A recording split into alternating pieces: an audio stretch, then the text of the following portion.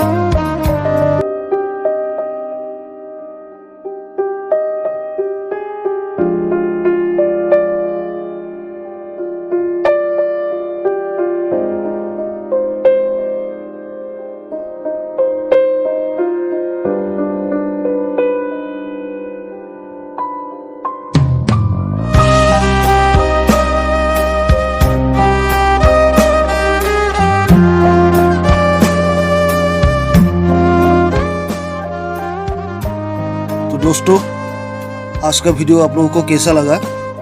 Please subscribe, comment जरूर कीजिए।